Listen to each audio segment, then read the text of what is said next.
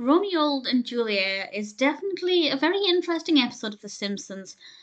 One part of it I thought was actually quite moving, one part I thought was bizarre but fun, and there's one scene that actually is really hard hitting.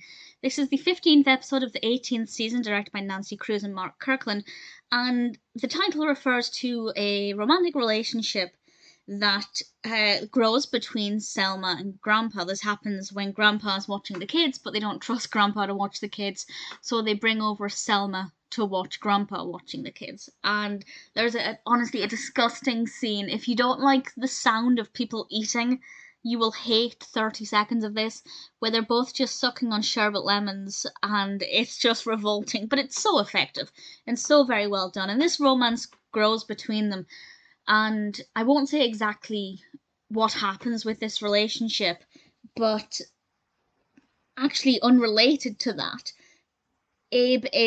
Homer brings Abe from the retirement home because he's trying to save money, and there's a scene where Abe is left alone, and he's in the house and he's using, I can't remember all of it, but he puts a kettle on the electric stove, he puts a cassette tape in the microwave, and the whole thing lasts probably less than 2 minutes, but it's obviously done for comedic effect, but it's basically just an old man who's, starting to go senile, and it's difficult to watch because it's real and it happens, and people do get to that point where what they think is the right normal thing to do is actually potentially very dangerous and could cause a lot of damage to them, to the property.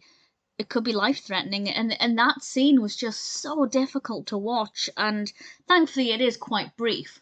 It is done to be funny, but I didn't find it funny. I just found it very, very uncomfortable, but I guess in a way that's effective because it's saying, hey, this can happen. If you take somebody out of a retirement home where they're staffed 24/7 and people to help them, this kind of thing could happen. So don't scrimp. If you need to save money, maybe look elsewhere first. I don't know exactly if that's the commentary it was trying to give, but that's certainly what I read into it.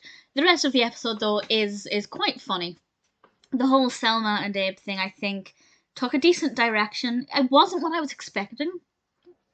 It didn't go in the direction I was expecting, but not in a bad way. It was just very unpredictable, and I think because of that, it was quite engaging. We have a subplot which, I don't know, I feel like I should have liked it, but I just didn't care for it.